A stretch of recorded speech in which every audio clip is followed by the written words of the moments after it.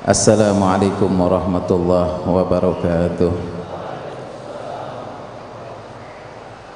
Alhamdulillah, wassalatu wassalamu ala rasulillah Sayyidina Muhammad ibn Abdillah wa ala alihi wa sahbihi wa man walah, wa la hawla wa la quwata illa billah. Amma ba'du. Al-Mukarram sahibul majlis Al-Habib Hasan bin Ja'far As-Segaf, Wajibul Habaib Al-Mahbubin, para kiai, para ustadz, hadirin hadirat yang dimuliakan oleh Allah Subhanahu wa taala. Saya datang ke sini tidak ada tujuan untuk berbicara, untuk menasehati, tapi saya di sini ingin mengambil barokah dari majelis ini, majelis Rasul sallallahu alaihi wasallam. Tetapi imtithalan, mengikuti perintah dari guru mulia Al-Habib Hasan bin Ja'far untuk menyampaikan sepatah dua patah kata yang intinya di sini saya ingin menasihati diri saya sendiri dan mudah-mudahan dapat bermanfaat untuk kita semua.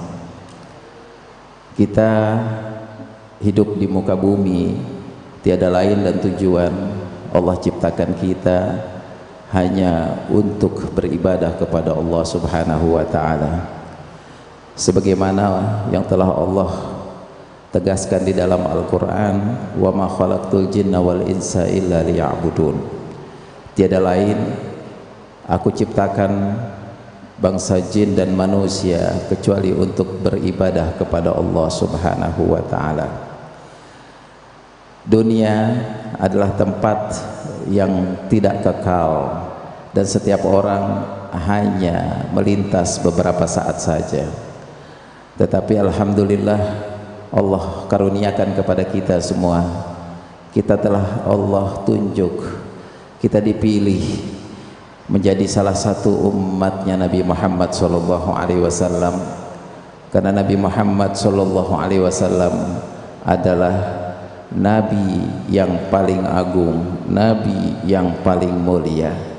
Bahkan nur cahaya baginda Nabi Muhammad sallallahu alaihi wasallam Allah ciptakan sebelum diciptakannya Nabi Adam alaihissalam, yang mana cahaya tersebut dititipkan oleh Allah kepada Nabi Adam dan dilanjutkan dititipkan pada sulbinya Nabi Nuh, berada di bahtera ketika umat sedang mendapat ujian dari Allah Subhanahu wa taala, dan dilanjutkan nur Nabi Muhammad sallallahu alaihi wasallam kepada Nabi Ibrahim alaihissalam ketika Nabi Ibrahim dilemparkan ke dalam api oleh Raja Namrud, yang mana Nabi Ibrahim tentu akan diselamatkan oleh Allah karena di dalam tubuhnya membawa nurnya Nabi Muhammad sallallahu alaihi wasallam. Dan sampai Nabi Muhammad sallallahu alaihi wasallam dilahirkan dan dibangkitkan, berada di tengah-tengah umat yang mana beliau diutus sebagai rahmatan lil alamin. Nabi Muhammad sallallahu alaihi wasallam adalah pilihan dari pilihan manusia. Nabi Muhammad sallallahu alaihi wasallam adalah tujuan di mana diciptakan makhluk oleh Allah, diciptakan alam semesta, tiada lain dan bukan adalah untuk menciptakan Nabi Muhammad sallallahu alaihi wasallam. Bahkan surga dan nerakanya Allah diciptakan oleh Allah untuk Nabi Muhammad sallallahu alaihi wasallam, untuk menyambut Nabi Agung Nabi Muhammad sallallahu alaihi wasallam. Siapapun yang taat kepada Allah, taat kepada Nabi Muhammad, taat mengikuti perintah Allah, taat mengikuti perintah Nabi Muhammad sallallahu alaihi wasallam, telah Allah siapkan balasan yang sangat agung, yaitu kelak akan ditempatkan di dalam surga dan berdampingan dengan Nabi Muhammad sallallahu alaihi wasallam.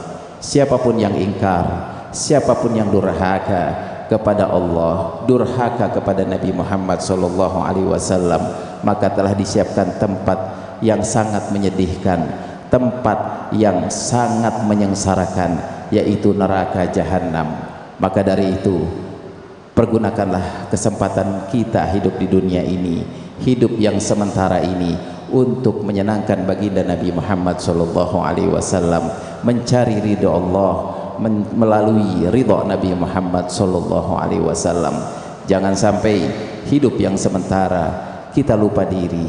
Jangan sampai tujuan hidup yang utama malah kita mengedepankan fasilitas ataupun apa-apa yang dapat menyebabkan kita senang di dunia tetapi sengsara di akhirat. Coba kita pikirkan kembali, tujuan hidup kita ibadah. Adapun kita mencari harta, mencari dunia, mencari kedudukan, bersenang-senang, itu hanya fasilitas yang Allah berikan. Jangan sampai fasilitas yang kita kedepankan dari tujuan asal kita, yaitu untuk beribadah kepada Allah Subhanahu wa ta'ala. Jadikanlah fasilitas yang kita cari menggunakan barometer ridha Allah dan ridha Rasul sallallahu alaihi wasallam. Apapun yang kita dapat, kedudukan apapun yang kita raih, selama itu untuk menyenangkan bagi kita Muhammad sallallahu alaihi wasallam, maka itu adalah sebuah kenikmatan dari Allah. Tetapi apabila kita mendapatkan sesuatu kesenangan dunia, mendapatkan harta, mendapatkan kedudukan, mendapatkan jabatan, mendapatkan semua kesenangan-kesenangan dunia, dan itu tidak mendapatkan ridho dari Allah, tidak mendapatkan ridho dari Rasul sallallahu alaihi wasallam, maka itu adalah sebuah petaka bagi kita. Mari kita cintai Nabi kita Muhammad sallallahu alaihi wasallam, cinta yang sesungguhnya, cinta yang betul-betul sebagaimana tanda-tanda cinta yang telah disampaikan oleh baginda Nabi Muhammad sallallahu alaihi wasallam di dalam hadisnya, sidqul mahabbah fi thalasi khisal. Ketulusan kecintaan itu ada di dalam 3 perkara. Yang pertama, ayyakhtara kalama habibihi ala kalami ghairi. Dia akan lebih mendepankan ucapan dari kekasihnya daripada orang lain. Yang kedua, ayyakhtara mujalasata habibihi ala mujalasati ghairi. Dia lebih mengedepankan duduk, kumpul dan bergabung dengan Nabi Muhammad sallallahu alaihi wasallam, ataupun kita duduk di majelis-majelis yang mengingatkan kita kepada Nabi Muhammad sallallahu alaihi wasallam, ataupun kita duduk di tempat di mana banyak cucunya baginda Nabi Muhammad sallallahu alaihi wasallam, atau para ulama-ulama yang saleh, ulama-ulama yang istiqamah, ulama-ulama yang mencerminkan bahwasannya mereka pewaris Nabi Muhammad sallallahu alaihi wasallam, daripada duduk dengan orang-orang yang tidak mencerminkan apa-apa yang diajarkan oleh Nabi Muhammad sallallahu alaihi wasallam. Yang ketiga, kita memilih ya ayyakhtara ridha habibihi ala ridha ghairi. Dia lebih milih keridhaan habibihi, kekasihnya, daripada keridhaan orang lain. Kita harus berada di tempat dan kita menempatkan diri kita dan menjadikan barometer mahabbah Allah, mahabbah Rasul sallallahu alaihi wasallam di dalamnya. Jika kita ingin melangkahkan satu langkah, maka kita lihat dan kita tanyakan pada diri kita sendiri, apakah Allah dan Rasulnya ridha? Jika kita ingin berbicara, mengatakan sesuatu, maka kita tanyakan pada diri kita, apa yang kita ungkapkan, apa yang kita keluarkan dari mulut kita, apakah itu menuju ridha Allah atau bahkan sebaliknya menuju murkanya Allah? Apa yang kita makan, apa yang kita hasilkan, kita harus menggunakan barometer mahabbah kepada Allah dan Rasulnya. Apakah hal-hal yang kita makan tersebut, yang kita dapatkan tersebut, Allah dan Rasulnya ridho, atau Allah dan Rasulnya murka? Dalam mendidik anak kita, mendidik istri kita, jangan sampai kita keliru, jangan sampai Allah dan Rasulnya murka kepada kita. Maka semua itu jika kita dapat lakukan pada diri kita, lakukan pada keluarga kita, lakukan pada masyarakat kita, maka semua akan mendapatkan satu kenikmatan mendapatkan satu kebahagiaan, dan Allah juga Rasulnya akan senang dengan kita, Allah dan Rasulnya akan ridho kepada kita. Dan jangan kita hanya menisbahkan mahabbah, menyatakan mahabbah, cinta kepada Rasul Shallallahu Alaihi Wasallam, tetapi Rasulullah berpaling dari kita. Jangan sampai kita mengaku-ngaku cinta tetapi Rasulullah tidak cinta kepada kita. Yang penting adalah bagaimana orang yang kita cintai mencintai diri kita. Ya, maka dari itu perbanyaklah pada bulan Sya'ban, di mana bulan Sya'ban ini adalah bulannya baginda Nabi Muhammad sallallahu alaihi wasallam, sebagaimana sabda Nabi Muhammad sallallahu alaihi wasallam di dalam hadisnya, Rajab syahrullah, Rajab adalah bulannya Allah. Kita dianjurkan memperbanyak istighfar, bertobat kepada Allah, mendekatkan diri kepada Allah. Wa Sya'ban syahri, bulan Sya'ban adalah bulanku. Perbanyaklah kita mengingat baginda Nabi Muhammad sallallahu alaihi wasallam, mengikuti akhlak Nabi kita Muhammad sallallahu alaihi wasallam, menteladani perbuatan dan ibadah baginda Nabi Muhammad sallallahu alaihi wasallam, memperbanyak membaca salawat kepada baginda Nabi Muhammad sallallahu alaihi wasallam. Karena seseorang yang tidak diterima pada bulan Sya'ban, maka dia tidak akan diterima ibadahnya pada bulan Ramadan. Maka dari itu persiapkanlah kita agar kita menghadapi bulan Ramadan, di mana bulan Ramadan baginda Nabi Muhammad sallallahu alaihi wasallam melanjutkan dalam hadisnya tadi, wa Ramadan syahru ummati.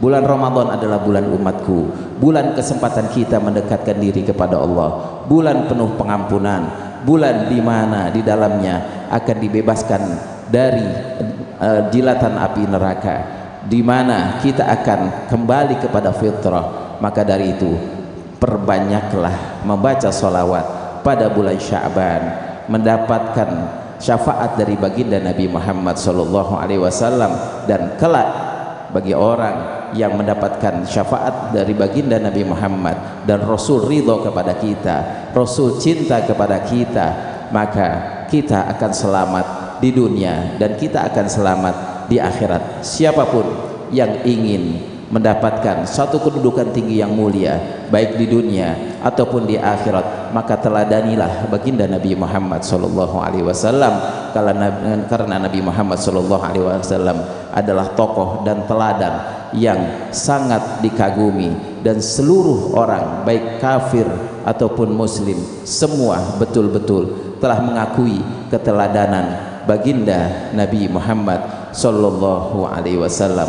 Maka dari itu mulai sekarang tanamkan pada diri kita, anak-anak kita, ajari mereka agar mereka mencintai baginda Nabi Muhammad sallallahu alaihi wasallam, agar mereka mencintai keturunan Nabi Muhammad sallallahu alaihi wasallam, agar mereka mencintai Al-Qur'an, mencintai membaca dan mengamalkan isi di dalam Al-Qur'an. Mudah-mudahan Allah berkahi kita semua, mudah-mudahan Allah ridho kepada kita semua, dan mudah-mudahan pada saat yang penuh barakah ini, saat ini Nabi Muhammad sallallahu alaihi wasallam hadir di tengah-tengah kita.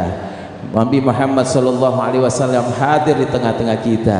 Nabi Muhammad sallallahu alaihi wasallam selalu menjadi idola kita, dan kelak kita kumpul di akhirat di dalam surganya Allah beserta Nabi Muhammad sallallahu alaihi wasallam, beserta para sahabat Nabi Muhammad sallallahu alaihi wasallam, beserta keluarga Nabi Muhammad sallallahu alaihi wasallam.